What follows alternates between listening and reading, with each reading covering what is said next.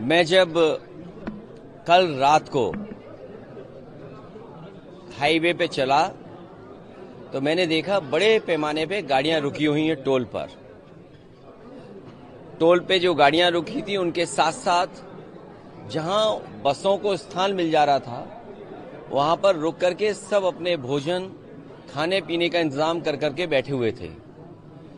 इसीलिए मैंने कहा कि इस सरकार में कई मौकों पर हम लोगों ने देखा अपने मनोरंजन के लिए मनोरंजन कर ये लोग माफ कर देते हैं, टैक्स फ्री करते हैं फिल्में। अगर अपने मनोरंजन के लिए फिल्मों को टैक्स फ्री कर सकते ही हैं तो इतने बड़े पैमाने पे कुंभ यात्रा पर कुंभ में जाने के लिए स्नान करने के लिए लोग जा रहे हैं और दूर दूर से यात्री जा रहे हैं। सोचिए, जिन परिवारों से मैं मिला वो हिमाचल के थे, हरियाणा के मिले, मुझे दिल्ली के मिले। लोग इतनी दूर से चल कर के आ रहे हैं, न जाने कितना तो उन्हें टोल देना पड़ रहा होगा। जब आप 10,000 करोड़ से ज्यादा का कुंभ कर रहे हैं तो ये टोल माफ करना कोई बड़ी बात नहीं है, इसलिए टोल कर इनके लिए माफ हो जाना चाहिए।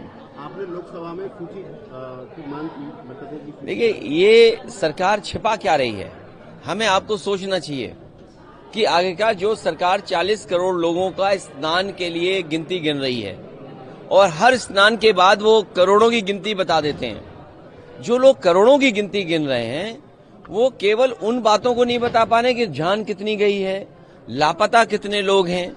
हम और आप लोग लगातार खबरें सुन रहे हैं, कोई अपने पिता को ढूंढ रहा है, कोई अपने परिवार के दूसरे सदस्यों को ढूंढ रहा है, भाई भाई को ढूंढ रहा है, बेटी पिता को ढूंढ रही है। तो ये जो घटनाएं सुनने को मिल रही हैं कि बेटा के पिता एक्सपायर हो गए हैं, उनको डेथ सर्टिफिकेट नहीं दे रहे हैं, आखिरकार क्या छिपाना चाहती सरकार? जब आपने कह दिया है कि कुंभ में मरने वालों के जिन परिवारों की जान गई है उनको 25 लाख का मुआवजा देंगे, मदद करेंगे उनके परिवार की, तो ये गिनती क्यों छिपा रहे हैं आप? ये गिनती इसलिए छिपा रहे हैं क्योंकि उनको मुआवजा न देना पड़े। और बड़े पैमाने पर लोगों की न केवल प्रयागराज में कुंभ में जान गई है, बल्कि जब यात्रा करे हैं आने पर जाने पर बहुत सारे लोगों की जान गई। हमारी सरकार से मांग है कुंभ यात्रा में जिन जिन लोगों की जहां कहीं भी जान गई है, गोरखपुर में ही बड़े पैमाने पे गोरखपुर के लोगों की जान चली गई, उनकी मदद होनी चाहिए। आज भी अखबारों में पढ़ा मैंने कि कुछ परिवारों की जान चली गई। तो कुंभ में जान जाने वालों की, दूसरे प्रदेश के जो लोग आए जिनकी जान गई उनकी, और कहीं भी श्रद्धालुओं का एक्सीडेंट हुआ उसकी जान गई है तो सरकार को मदद करनी चाहिए उनकी। देखिए, दिल्ली का परिणाम जो हमने आपने देखा, आपको हम चाहते थे कि आप पार्टी जीते, आप पार्टी नहीं जीती, बीजेपी जीती है। लोकतंत्र में हम जनता का जो भी फैसला वो स्वीकार करते हैं, लेकिन उत्तर प्रदेश की हमने आपने लूट देखी है। ये जो लोग एक विधानसभा पूरी ताकत लगा दी इन्होंने, इन्हें तो लोकतंत्र में कोई बहुत बड़ा सम्मान देना चाहिए। लोकतंत्र में इन्हें सम्मान मिलना चाहिए, उन बीएलओ को सम्मान मिलना चाहिए जिन बीएलओ ने पर्ची नहीं पहुंचाई, नाम काट दिए समाजवादियों के। उन अधिकारियों को भी लोकतंत्र का कोई न कोई पुरस्कार मिलना चाहिए। जिन्होंने वोट नहीं डालने दिया, ऐसे लोगों को विशेष सम्मान देना चाहिए। जिन्होंने 6 वोट डाले, 2 वोट डाले, लोकतंत्र में उनको भी सम्मान मिलना चाहिए जो दूसरे जिलों से आकर के भारतीय जनता पार्टी के लिए उस जिले में वोट डाले थे जो हम लोगों ने पकड़ लिए थे। तो ये चुनाव नहीं था, ये लूटा था इन्होंने चुनाव, और ये जनता देख रही है। ये पीडीए के लोग, पीडीए समाज के तमाम मतदाता देख रहे हैं कि उनके साथ क्या भेदभाव हो रहा है। जो लोग मिल्कीपुर जीत करके कोई संदेश देना चाहते हैं, अयोध्या की हार मिल्कीपुर की जीत बराबर नहीं कर सकती है। अयोध्या की हार हमेशा हमेशा के लिए अयोध्या की हार रहेगी, वो बदला नहीं हो सकता मिल्कीपुर की जीत। जो लोग ये कह रहे हैं मिल्कीपुर जीत करके बदला ले लिया, अयोध्या का बदला कोई नहीं हो सकता। अयोध्या की जनता ने अयोध्या में जिताया था, ये चुनाव भी जीत जाते, लेकिन इन्होंने बड़े पैमाने पे बेईमानी की है।